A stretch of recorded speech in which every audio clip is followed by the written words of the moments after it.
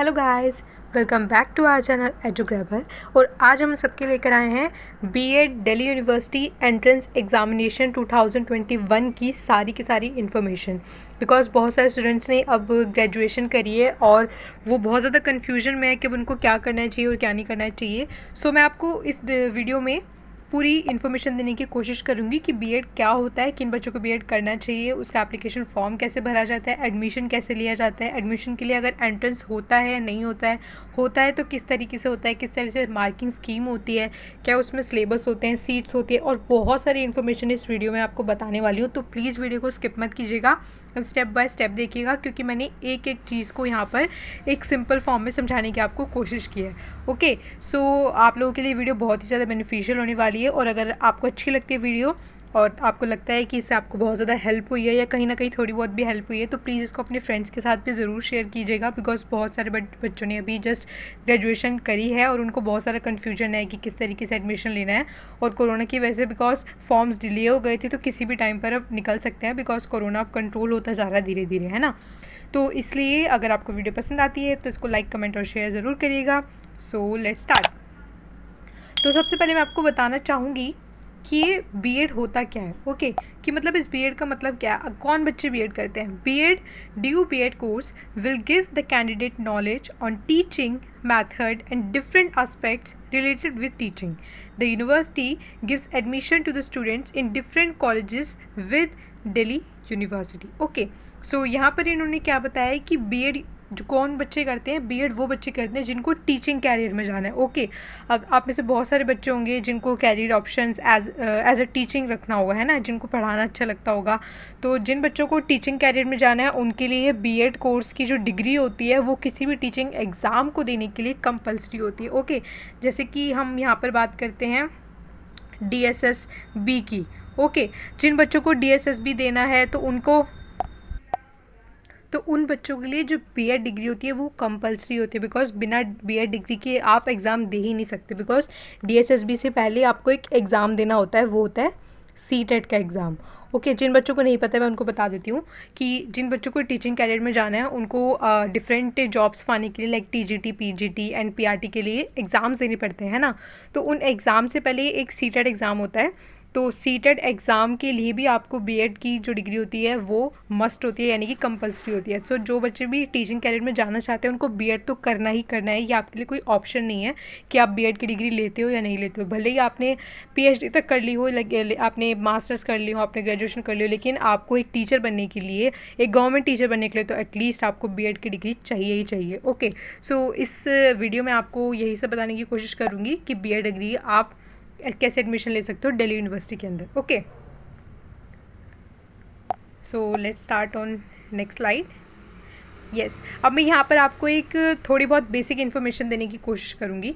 Okay, तो यहाँ पर है duration of the entrance test will be of 2 hours। Okay, that means यहाँ पर एक बात पढ़ने से साफ क्लियर हो जाती है कि आपको जो DU BEd में एडमिशन है वो एंट्रेंस से ही मिलेगा, किसी मेरिट बेस पे नहीं मिल सकता। बिकॉज ग्रेजुएशन में जब आप UGC में अंडर ग्रेजुएट प्रोग्राम्स में जब आप एडमिशन लेते हो तो वहाँ पर आपको मेरिट बेस्ड एडमिशन मिल जाते हैं, यानी कि आपके 12th में जितनी मेरिट आई होगी, परसेंटेज आई होगी, उसके अकॉर्डिंग आपको वहाँ पर एडमिशन्स मिल जाते हैं। बट यहाँ पर बीएड जो है वो आपको सिर्फ और सिर्फ एंट्रेंस के थ्रू ही एडमिशन मिलेगा। ओके, अब एंट्रेंस किस तरीके का होगा वो मैं आपको बताती हूँ। There will be 150 objective type questions involved in the exam. अब ये बता रहे हैं कि 150 ऑब्जेक्टिव टाइप्स क्वेश्चन होंगे। ऑब्जेक्टिव का मतलब होता है MCQ टाइप, आपको जो राइट आंसर होता है वो टिक करना होता है। 150 क्वेश्चन होंगे और 2 घंटे का समय आपके पास उनको पूरा करने के लिए होगा। किस तरीके के क्वेश्चन पूछे जाएंगे? जनरल नॉलेज के, टीचिंग एप्टीट्यूड के, लैंग्वेज प्रोफिशिएंसी के, रीजनिंग की and subject knowledge up to class 10th। Okay, अब यहाँ पे लैंग्वेज प्रोफिशिएंसी का मतलब क्या है? यहाँ पर आपका वो बोलते हैं ना, जस्ट लाइक गद्यांश पद्यांश बोलते हैं हिंदी में जिनको, और इंग्लिश में पैसेजेस बोलते हैं, तो वो कुछ पैसेजेस टाइप क्वेश्चंस आपको यहाँ पर देखने को मिलेंगे।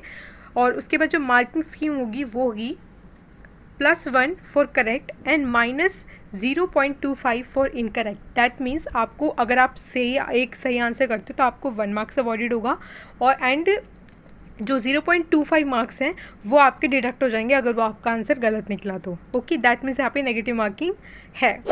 Then English and Hindi languages, that means जो आपका एंट्रेंस एग्जाम है, बहुत सारे बच्चों को कन्फ्यूजन होती है कि काफ़ी सारे एंट्रेंस एग्जाम मोस्टली ऐसे होते हैं जो सिर्फ इंग्लिश मीडियम में आते हैं, है ना।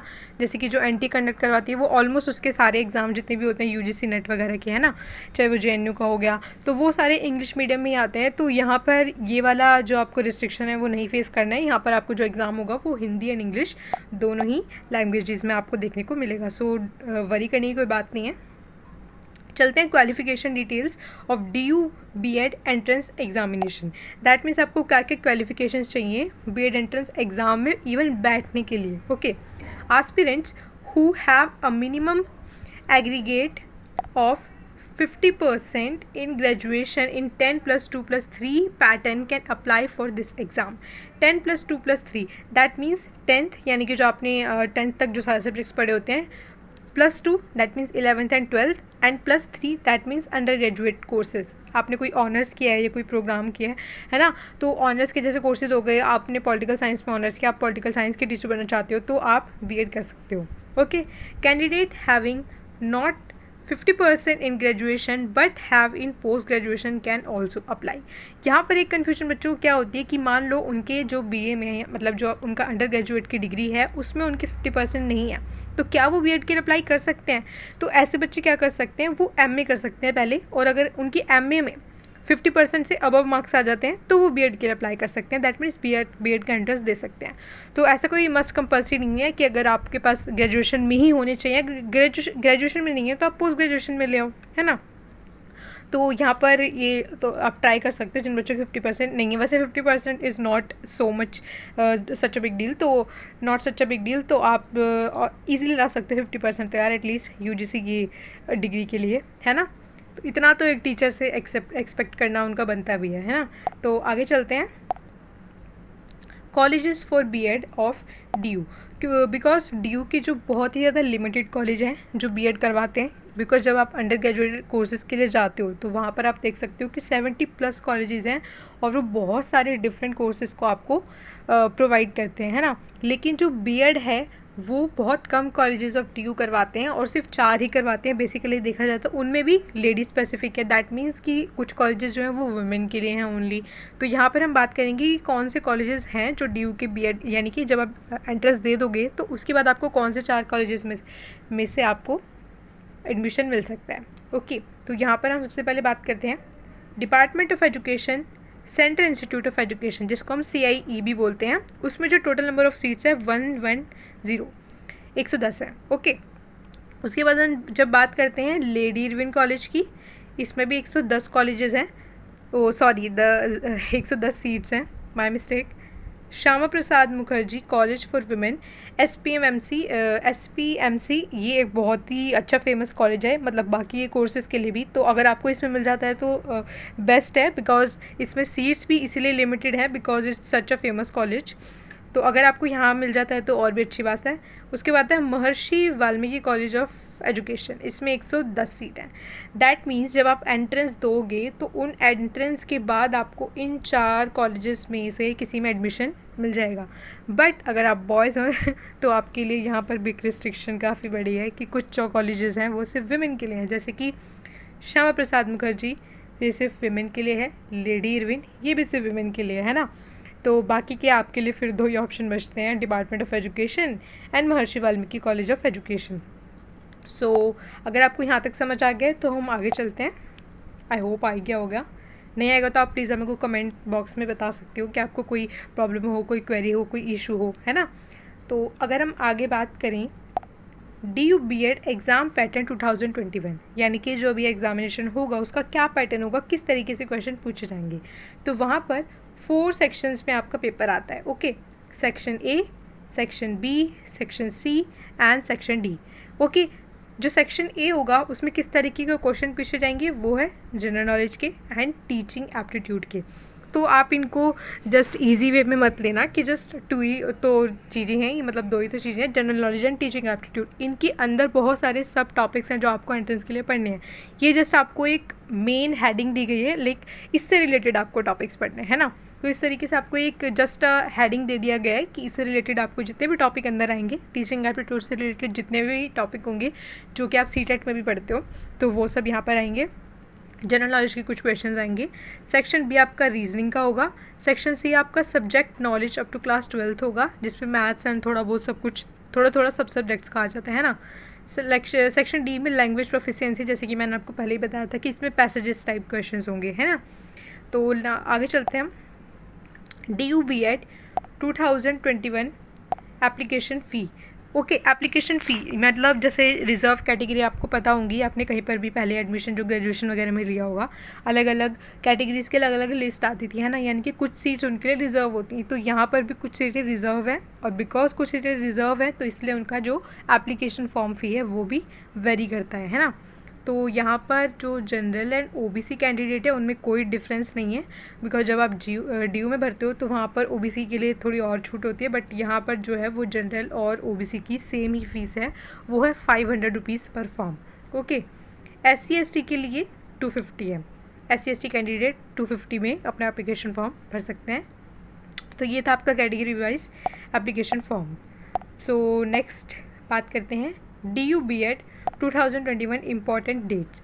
अब यहाँ पर मैं आपको एक चीज़ पहले से क्लियर कर देती हूँ कि आप प्लीज़ मुझे बाद में मत बोलना कि मैंने आपको गलत डेट्स बताई हैं, बिकॉज ये जो डेट्स हैं वो टेंटेटिव हैं।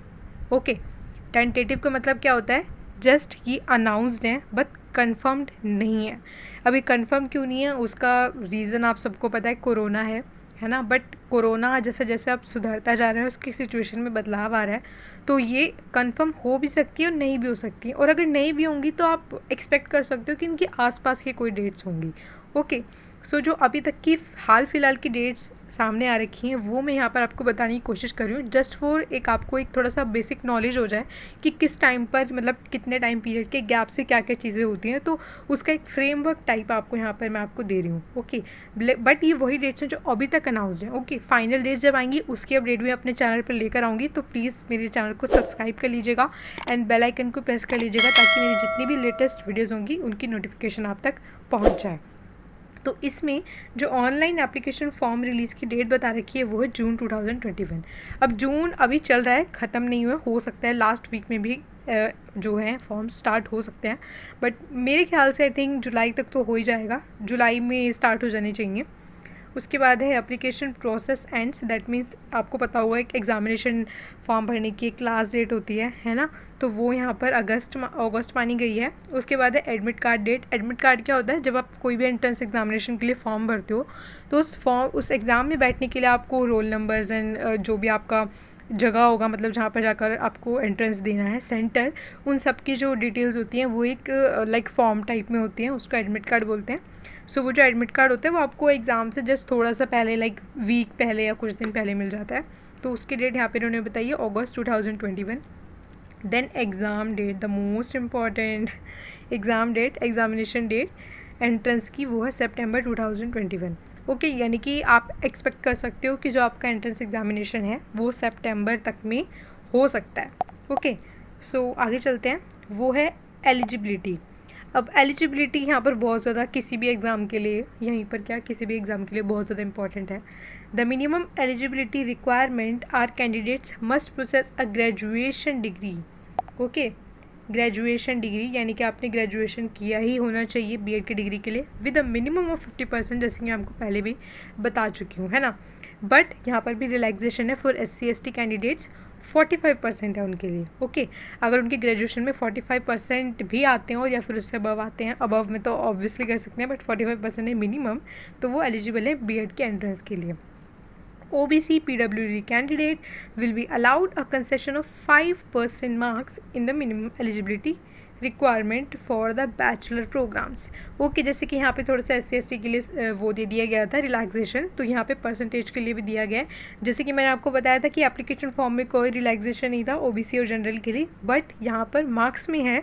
दैट मीन्स आपको OBC और PWD कैंडिडेट को भी 5% मार्क्स का जो है आपके अंडर ग्रेजुएट डिग्री के मार्क्स में रिलैक्सेशन यहाँ पे मिल सकता है। तो ये अच्छी बात है OBC एंड PWD कैटेगरीज के लिए। If candidate who want to choose a teaching subject, then they have to choose one subject within the subject category. Okay, then they must qualify for the bachelor degree and master degree for at least 200 marks and obtain 50% marks in this subject. ये वाला जो portion है यहाँ पर सबसे ज़्यादा बच्चों को कन्फ्यूजन होती है। ओके, तो ये कन्फ्यूजन मैं आपकी यहाँ पर दूर करने की कोशिश करूँगी कि ये जो चीज़ लिखी है ये क्या है। ओके, तो यहाँ पर मैं आपको बताती हूँ कि जैसे मान लो कि आपको जब जिस सेक्शंस होते हैं जो एग्ज़ाम में, उसमें एक सब्जेक्ट का सेक्शन होता है। उस सब्जेक्ट में क्या होता है, मतलब डिफरेंट सब्जेक्ट्स भी होते हैं। वो सब्जेक्ट जो आपने अपने बैचलर में पढ़े हुए हैं उनमें से कोई एक सेलेक्ट करना होता है। फॉर एग्जांपल आपने सोशल साइंस को सेलेक्ट कर लिया। ओके, सोशल साइंस को सेलेक्ट कर लिया तो दैट मीन्स जो उस सेक्शन के लाइक 20 या कुछ क्वेश्चंस होते हैं, वो जो क्वेश्चंस पूछे जाएंगे वो आपके सब्जेक्ट रिलेटेड पूछे जाएंगे। अब यहाँ पर लूप होल क्या है, ऐसा नहीं है कि आपने अगर बीकॉम करी है तो आप सोशल साइंस को एज अ सब्जेक्ट चूज़ कर सकते हो। यहाँ पर जो उन्होंने बोला है कि उस सब्जेक्ट को अपने बैचलर में एटलीस्ट 200 मार्क्स पा रखे हों, यानी कि इसका सीधा सा मतलब है कि आपने 2 साल तक तो पढ़ा ही पढ़ा हो अपने ग्रेजुएशन में वो सब्जेक्ट। जैसे कि आपने अगर बीकॉम भी किया है तो आपको पॉलिटिकल साइंस पढ़ा होना चाहिए अगर आपको political science as a subject choose करना है। ओके, बिकॉज बीएड क्या होता है, आप किसी न किसी सब्जेक्ट के आगे जाके स्पेसिफाई बनोगे। लाइक अगर पीजीटी कर दो फिर तो आप स्पेसिफिक टीचर बनोगे ना जाके, कि आपको साइंस का बनना है या कॉमर्स का बनना है, किसका ही बनना है। तो यहाँ पे जो बच्चे सब्जेक्ट चूज़ करते हैं उनके लिए ये यहाँ पर है, and at least obtain 50% marks in this subject. जैसे मान लो कि आपने ग्रेजुएशन में पॉलिटिकल साइंस ऑनर्स लिया था, है ना, तो पॉलिटिकल साइंस में आपके 50% मार्क्स उस सब्जेक्ट में होने चाहिए। लाइक आपने ऑनर्स लिया तो आपके सारे सब्जेक्ट ऑनर्स थे। फॉर एग्जांपल एक प्रोग्राम का बच्चा दे रहा है बीएड का पेपर, है ना, उसके पास तो प्रोग्राम में काफ़ी सारे सब्जेक्ट हैं, लेकिन उसने सोशल साइंस को एज अ सब्जेक्ट फिल किया है, तो उस सब्जेक्ट में उसके 50% मार्क्स तो होने ही चाहिए। Okay, because as a teacher आपसे इतना एक्सपेक्ट तो वो करना चाहते हैं कि आपको एटलीस्ट 50% मार्क्स तो मिले हों उस सब्जेक्ट में, तभी आप उस सब्जेक्ट में आकर बीएड करें। तो ये जो थी कन्फ्यूजन मैंने आपके यहाँ पे क्लियर करने की कोशिश किया, बट फिर भी अगर आपको कोई डाउट है तो आप मेरे को कमेंट सेशन में बता सकते हो। I will definitely reply on that. आगे चलते हैं। रिजर्वेशन, जैसे कि मैंने आपको अभी बताया था कि जैसे कि उनको मार्क्स में यानी कि परसेंटेजेस में जो अपनी बैचलर की डिग्री लगाएंगे उसमें भी थोड़ा बहुत रिलैक्सेशन है, और फीस के जो फॉर्म होता है एप्लीकेशन फॉर्म SC ST को, उसमें भी थोड़ा सा रिलैक्सेशन है। तो यहाँ पर अगर हम OBC की बात करें, OBC की तो 27% है, SC के लिए 15% है, ST के लिए 7.5 है, एंड PWD के लिए 3% है। एल्स जो बच गया वो ऑब्वियसली जनरल के लिए है ना। तो ये सिर्फ मैंने आपको रिजर्व कैटेगरीज बताई हैं कि रिजर्व कैटेगरीज के लिए कितनी कितनी % यहाँ पर सीट रिजर्व्ड है। आगे चलते हैं। DU BEd 2021 result, that means result कब तक आ जाता है वो मैं आपको यहाँ पर बताने की कोशिश करूँगी। DU BEd merit list for qualified candidates will be displayed on the official list where the rank secured by the candidates will be displayed. That means आप कोई भी एंट्रेंस एग्जाम आप देते होगे तो आपको पता होगा कि रैंकिंग आती है उसमें, है ना, 1 से लेके जैसे कौन सा बच्चा फर्स्ट है सेकंड है, इस तरीके से रैंकिंग आती है कि आपकी कौन सी रैंक है, उसके अकॉर्डिंग आपको कॉलेजेस मिलेंगे। The qualifying marks for general category expected to be 20 out of 100 marks while it is 18 marks for reserve categories. Okay, जैसे कि फॉर एग्जांपल आपने 100 मार्क्स का जो आपका वो था पेपर, उसमें से आपको एटलीस्ट 20 तो आने ही आने चाहिए, क्वालिफाइंग मार्क्स है। उसके बाद है ये ऐसा नहीं कि आपको इसका आती है डायरेक्ट एडमिशन मिल जाएगा, ये क्वालिफाइंग मार्क्स है, मतलब इसके बाद आपकी रैंकिंग देखी जाएगी कि आपको कौन से कॉलेज मिलना चाहिए या नहीं। उसके बाद आता है Delhi university will release a separate merit list for each category subject category and subject category. Okay, जैसे कि मैंने आपको पहले ही बताया था कि सब्जेक्ट कैटेगरी जो बच्चे अपना सब्जेक्ट अलग अलग चूज़ करते हैं तो अलग अलग सब्जेक्ट की अलग अलग लिस्ट आएगी, और अलग अलग रिजर्व कैटेगरी यानी कि OBC PWD SC ST इस तरीके से भी अलग अलग जो है लिस्ट DU निकालेगा। उसके बाद हम बात करते हैं DU BEd 2021 काउंसलिंग। अब यहाँ पे डरने की बात नहीं है, बहुत सारे बच्चे सोचते हैं काउंसलिंग क्या होता है ना। काउंसलिंग ज़्यादा कुछ नहीं होता है। काउंसलिंग में सिर्फ आपको आपका एडमिशन कंफर्म करने के लिए जो आपको डॉक्यूमेंट्स ले जाके वेरीफाई करने होते हैं, बेसिकली उसी को काउंसलिंग बोला जाता है। ओके, तो यहाँ पर आपको क्या क्या चाहिए होगा वो मैं आपको थोड़ा सा बता देती हूँ। The shortlist candidates carry required documents at the time of counselling, identity proof, school certificate, Delhi university bachelor of education 2021 admit card. जैसमी दैट मीन्स आपने जो एंट्रेंस दिया था उसका एडमिट कार्ड आपको संभाल के रखना है। 2 latest photographs, marksheet of Delhi university bachelor of education 2021 exam, यानी कि आपके पास जो अंडर ग्रेजुएट डिग्री थी उसकी report card kind of, character certificate of the last institute attendant, जब आप किसी भी इंस्टीट्यूट को क्रॉस कर लेते हो, जब आप उसको फाइनल ईयर को भी पार कर जाते हो और आपकी डिग्री आपके हाथ में मिल जाती है, जैसे 12th आपने की होगी तो वहाँ पे एक आपको कैरेक्टर सर्टिफिकेट मिलता है ना, तो वो कैरेक्टर सर्टिफिकेट आपको लगाना है at the time of counselling, that means जब आपके डॉक्यूमेंट्स वेरीफाई होंगे। Thanks for watching.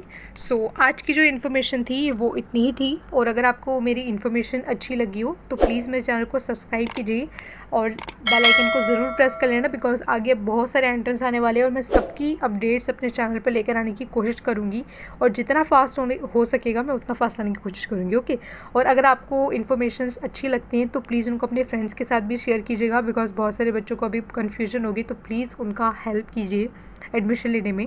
एंड अगर आपको कोई क्वेरी है तो आप मेरे को टेलीग्राम पे भी मैसेज कर सकते हो। टेलीग्राम में हमारा एजुग्रैबर यहाँ पे टाइप करोगे तो आपको मिल जाएगा। और अगर आपको हमारी कोई पीपीटी या पीडीएफ यानी कि जो वीडियो मैं आपको दिखाती हूँ उनको अगर आपको डाउनलोड करना है तो भी आप मुझे टेलीग्राम पे ज्वाइन कर सकते हो।